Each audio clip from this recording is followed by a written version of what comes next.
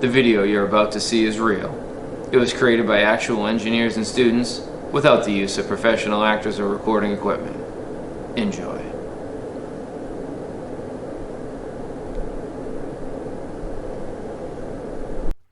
Welcome. Our team, the One Drop Wonders, invites you to join our mission to break down barriers in water management. Water is often managed in silos, such as municipalities, industries, agriculture, and they're all working separately. But water does not follow boundaries, and neither should we. One Water, or the circular water economy, describes an integrated approach where we follow a drop of water through the entire cycle. Whether it's in a stream, like this one, or in a river in a rural area.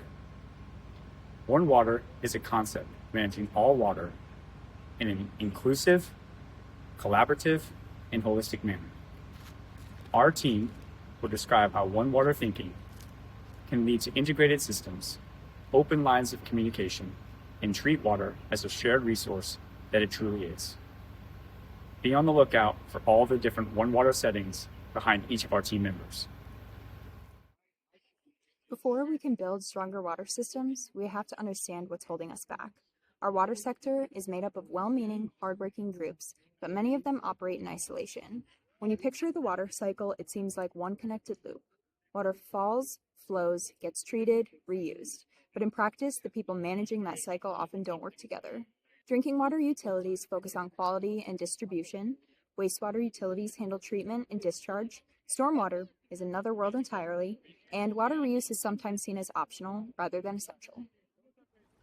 Between all of these organizations, consultants, utilities, regulators, researchers, we may all be speaking different languages when it comes to water.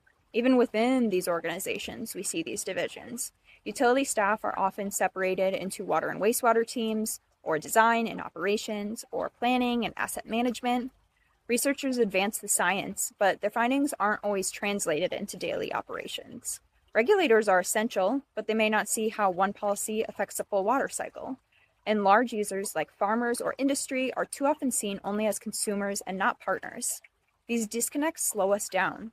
They cause inefficiencies, limit innovation, and keep us from tackling water challenges in a truly integrated way. That's why the One Water, or circular water economy mindset, matters so much. It's not just a feel-good concept, it's a practical framework to connect people, processes, and priorities across the water cycle. In the next few videos, my teammates will walk you through how different parts of the industry function, the silos that they encounter, and how we can begin to bridge them together.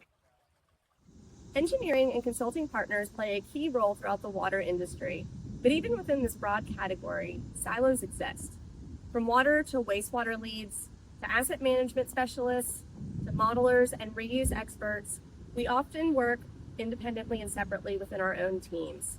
But to advance a One Water mindset, we need to break down these barriers. Consultants are the bridge builders. We work across utilities, agencies, and communities to turn vision into action. Consulting firms have the unique capability to integrate expertise from multiple perspectives and share across various stakeholders. Here at our utility, we've been treating wastewater for over a century. Our job's not glamorous. It's dirty, smelly, and harsh. But it's essential. Historically, we've operated quietly behind the scenes, out of sight and out of mind. But that dirty water doesn't disappear. It cycles back into our environment. Wastewater is no longer considered just waste. It's a resource and a key part of water resilience. With a One Water mindset, we're changing the way we engage, opening communication internally and externally, showing our work, sharing our knowledge, and connecting with the public we serve every day.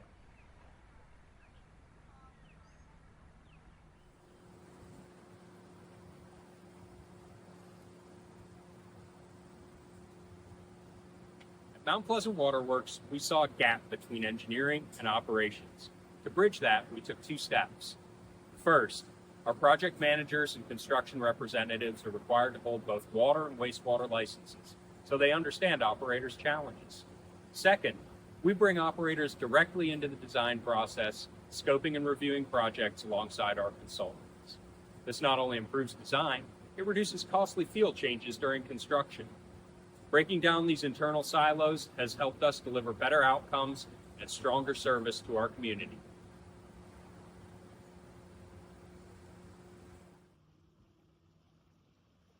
In academia, water research is often divided into fields like contaminants of concern, treatment processes, climate, and public health. These silos create language gaps and make it hard to share insights across fields. Students, too, often get a narrow view, limiting their ability to tackle holistic water challenges. But we can change that. Academics can model One Water by building cross-disciplinary partnerships, influencing policy, and fostering inclusive education. We can empower future water leaders by showing how every part of the water cycle connects and why it matters. Despite the various perspectives that you've heard throughout this video, integrating One Water throughout the industry still faces several barriers. Our next video will go over strategies in which resilient leadership can help break down these silos. Thank you for joining us on our One Water journey.